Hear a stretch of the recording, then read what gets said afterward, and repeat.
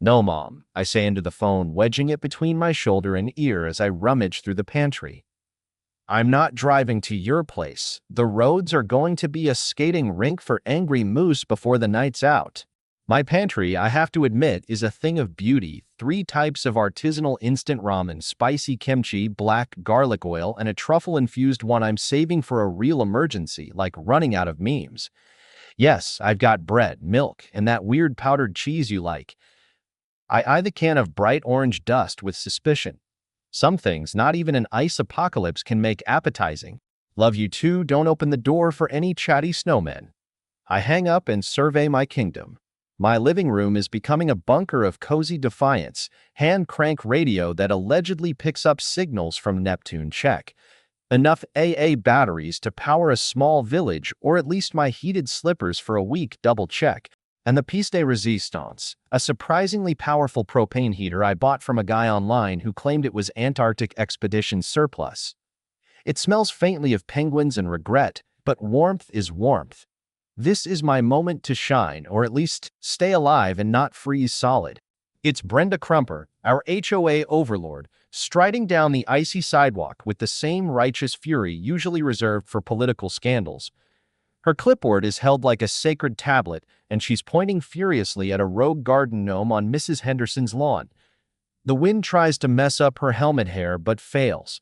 Brenda, I'm convinced, is weatherproof. Her only weakness? Fun. Here we go, I mutter, pre-storm power trip time. She's probably checking to ensure all thoughts and prayers are typed in HOA-approved font. Later that afternoon, I find myself in the community clubhouse, a depressing room of beige walls and plastic chairs that sigh dramatically when you sit. President Crumper, is at the podium. A scattering of confused residents fills the seats, all of them looking like they'd rather face the blizzard head-on. Good afternoon, residents, she announces, her voice slicing through the room like cold steel. As you know, a minor weather event is approaching. Minor? Channel 7 just showed a polar bear clinging to a frozen palm tree. The official HOA-designated inclement weather refuge point, Sector Gamma 7, will be accessible under specific pre-approved conditions. She lifts a laminated 12-page document like it's a sacred scroll. The title, Operation Frozen Fortress Refuge Protocols. Sector Gamma 7? Did a Bond villain design our HOA? I bet page 1 is just the table of contents for the other 11, which outline exactly why we can't have nice things. Mr. Abernathy, whose main personality trait is nervousness, raises a shaky hand. President Crumper, my poodle Fluffy, he's hypoallergenic. Karen adjusts her glasses, a movement that somehow makes her even more intimidating. Mr. Abernathy, as per Bylaw 73 subsection Q, paragraph 4, non-human companions, feathered, furred, or scaled, are strictly prohibited from Sector Gamma 7 unless they possess written board authorization, a notarized certificate of non-shedding compliance, and a Class 3 emotional support permit, which, she pauses for emphasis, requires a 6-month review period. In short, no Fluffy. Mr. Abernathy looks like he might cry. I can't help myself. Brenda, I say louder than I intended, it's going to be 10 below zero with wind chill. Are we really debating poodle permits while people might freeze? Her eyes, like polished ice, lock on me. It's President Crumper. And protocol is what separates us from chaos, untrimmed hedges, gaudy mailbox fonts, and the tyranny of bird feeders. Order, she insists, is safety. And common sense is nowhere in the bylaws. She shuffles her papers. Furthermore, I must address a grave infraction already identified in Sector Gamma 7. A hush falls. An unauthorized and aggressively scented pumpkin spice air freshener was discovered this morning during my preemptive atmospheric purity inspection. A groan ripples through the room. This is a direct violation of the olfactory harmony addendum, she says, trembling with outrage. Until the scent is neutralized, Sector Gamma 7 will remain sealed. So we're literally going to freeze because someone committed a seasonal scent crime. Later that evening, sleet starts encasing the world in a glassy, treacherous shell. My lights flicker. I decide to check Sector Gamma 7. Maybe miraculously Karen has developed human empathy, or maybe the pumpkin spice outlaw turned themselves in. Unlikely on both counts. I find Chad, My neighbor, already there, built like a refrigerator but with the innocent confusion of a golden retriever, he's staring at the storm-sheltered door. "Dude, what gives?" he says, breath misting in the icy air. "I thought this was the spot." "It was," I reply, "but it's been compromised by seasonal dessert fragrance with aggressive intentions." He blinks. "Huh?" We approach the sheltered door, now sealed with a new industrial padlock gleaming like a warning. A laminated sign hangs nearby. Of course it's laminated, reading, "Sector Gamma 7, temporarily decommissioned due to unauthorized aromatic incursion, by order of the HOA President." Beneath it, smaller and angrier print declares, "Violators will be fined, shamed in the community newsletter, and subjected to a stern talking to." I stare at the padlock. She actually did it. She padlocked the storm shelter because of an air freshener. Chad's eyes widen. "So what now? My apartment's already freezing and I think my Xbox is crying." "Valid concern, Chad. But right now I'm more worried about turning into a human popsicle." It's time for action.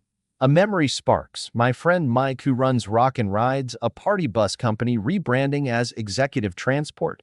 He owes me big time for saving his servers during a catastrophic crash that nearly sent him back to selling knockoff band tees from a van. A smile creeps over my face despite the cold. Mike's Executive Transport was a mobile party palace, climate control, leather seats, shockingly good sound system, and best of all, completely outside Karen's jurisdiction. This could work. My apartment is now an icebox. The power is officially out. I huddle under blankets, phone battery at 37%, praying. "Please pick up, Mike. Please have Lenny on standby. The favor I'm calling in isn't small, it's deluxe." "Bus-sized Mike," I shout when he finally answers, barely audible over what sounds like a monster truck rally. "Dave, my man," he shouts. "Anything you want, my kidney, my poodle, just say it." He doesn't own a poodle. "I need the Zephyr. Like now. It's an ice storm out here."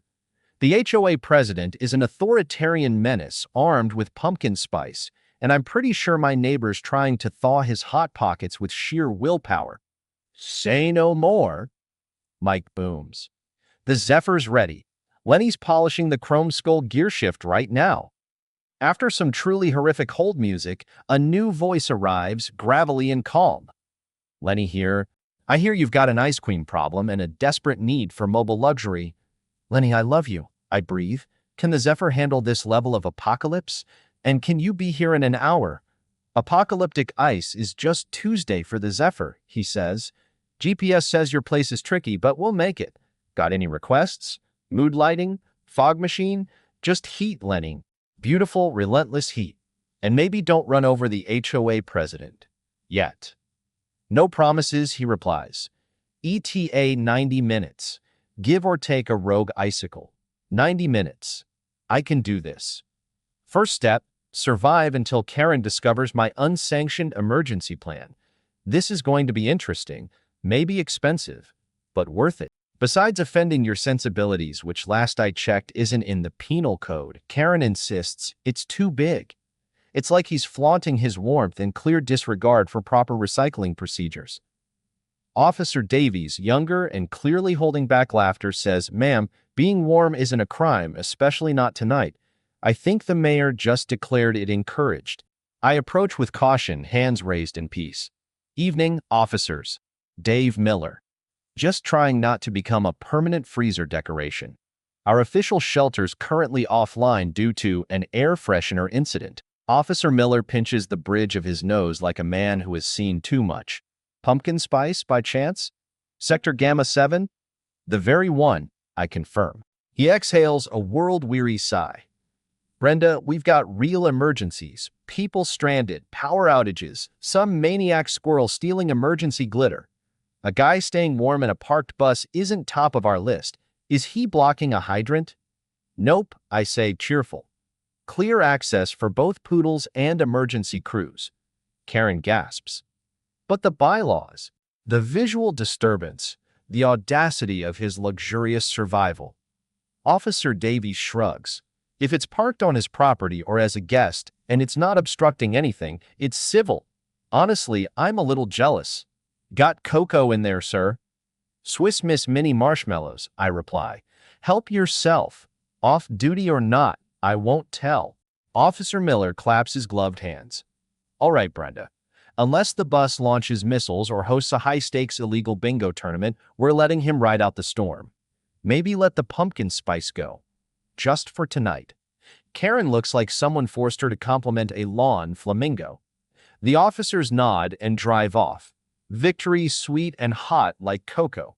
Dad races toward the bus, awe overtaking his earlier panic. Dude, satellite TV? Is the game on? My fantasy team's at stake. Mrs. Henderson, emerging like a cautious owl from her unheated house, looks around hopefully. Mrs. H, I call. We've got room, biscuits that aren't expired, and tea that isn't desperation. Other neighbors peek out, eyes wide, expressions hopeful. The Zephyr glows like a beacon of rebellion. My mental guest list forms no one who ever tattled on my Halloween decorations or rogue lawn gnome. Boarding now, all residents not affiliated with the Karen Empire. The storm howls louder, a crescendo of sleet and wind. Then from the shadows, Karen reappears. She's returned to Sector Gamma 7 with grim determination, a frozen padlock clutched in trembling fingers. Behind her, a handful of clipboard disciples look like wet, unhappy ducks. With a triumphant tug, she opens the shelter. Sector Gamma 7 is now open for regulated refuge, she shouts over the wind. And at that exact moment, as if summoned by fate itself, the Zephyr of comfort glides into place, glowing from within like a myth. The door hisses open. Light spills out. So does music. Cookies. The unmistakable aroma of freshly baked chocolate chip cookies. Lenny, as always, over-delivers. Karen's face cycles through confusion, disbelief, volcanic rage, and something close to despair. One of her acolytes drops their granola bar. The wind claims it instantly.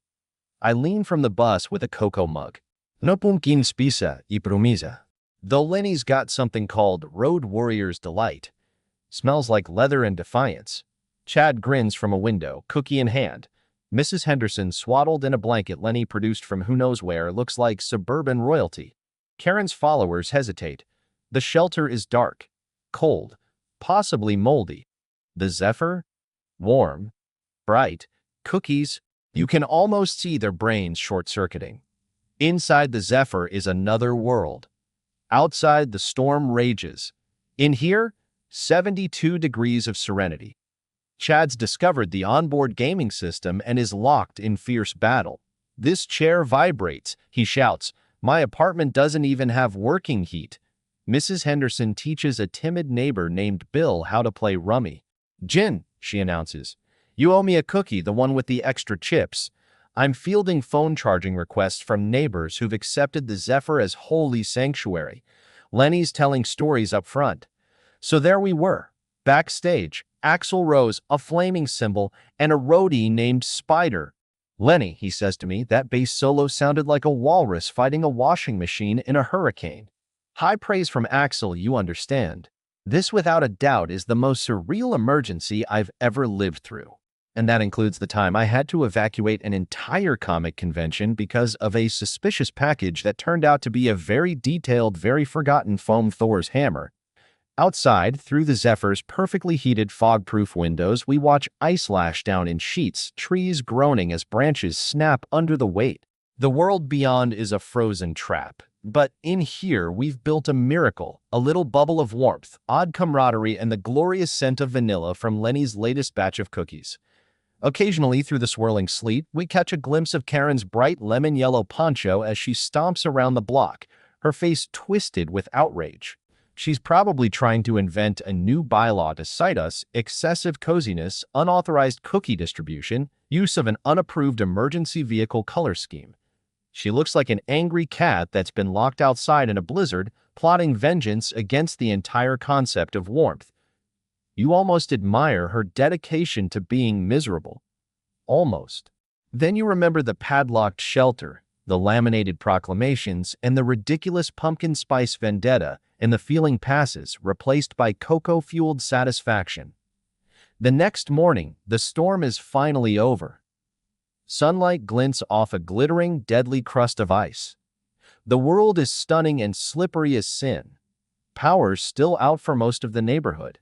We exit the Zephyr like survivors of a very plush apocalypse, blinking at the frozen battlefield. Fallen limbs, frozen cars, and ice sheets the size of patio furniture dominate the view. Word travels fast. Sector Gamma 7, still sealed by Crumper's decree, suffered a burst pipe. With no power, no heat, and no way to access it during the storm, the place turned into a shallow, icy swimming pool. A subaquatic shrine to poor decisions and pumpkin spice hubris. Enter Gus and Ray, the neighborhood's unofficial repair team. Gus is a sturdy guy who radiates competence and caffeine. Ray is tall, haunted-looking, and clearly someone who's seen HOA wars most wouldn't survive. Gus surveys the flooded entrance, lets out a low whistle. Well, that's a mess and a half. Looks like someone tried to build a storm shelter and ended up with a koi pond. Ray nods. Pipe burst, most likely. You seal it up in a hard freeze with no drainage or heat, this happens. Basic plumbing. I call out from behind a snow-covered branch I'm helping Lenny clear. Funny, it was decommissioned due to an unauthorized aromatic incursion. Gus wipes his hands on a rag and glances over at the Zephyr, which looks like a touring band's tour bus crashed into a Hallmark movie. Aromatic what now? Pumpkin spice, I say. We wrote it out in there. I point proudly. Heated floors and all. Ray laughs, short and sharp. HOA, huh? You know it. Gus nods solemnly. We had one last year in Miller's Creek. Lady tried to find her neighbor because his emergency generator was interrupting the sonic neutrality of the neighborhood during a hurricane. Some people got too much time and not enough brain. Ray adds, the things we've seen, man. Actually, never mind. Legal reasons. He winks. His guys get it. They've stared into the abyss of HOA absurdity and lived. A few days later, the thaw begins. The power's back. Things are slowly returning to normal. Karen's perfectly manicured lawn has been reduced to a swampy wasteland, a quiet victory for garden gnomes and chaos. My status in the neighborhood has changed. I'm no longer the guy with questionable Halloween decorations. I'm the dude with the bus. People wave, smile. Chad's already asking if the Zephyr's available for tailgating. Mrs. Henderson bakes me cookies, non-pumpkin spice, bless her, and slips me an antique bottle of brandy for medicinal purposes. Karen, meanwhile, has lost her grip. Her word no longer echoes with fear. The flooded shelter has become a symbol, a soggy monument to her overreach. She's still out there, issuing citations. Someone's recycling bin was visibly overenthusiastic, but her clipboard has lost its sting. Our last exchange is perfect.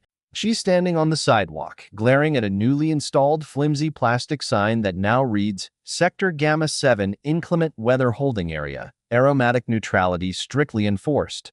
I stroll past, whistling a cheerful, off-key tune. Miller, she mutters, eyes on the sign.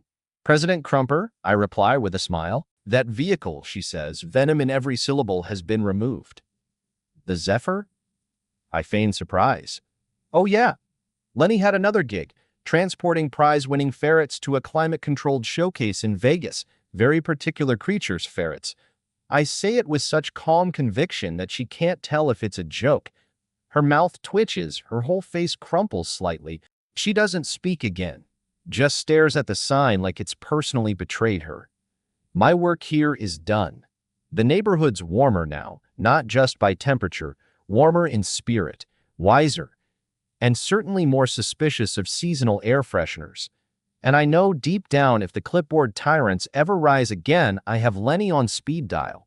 Because sometimes the best weapon against a petty despot isn't resistance or protest. It's a 45-foot rolling fortress with climate control, an onboard cookie oven, a sound system that can summon joy, and the glorious audacity to choose comfort over conformity. Try writing that into your bylaws.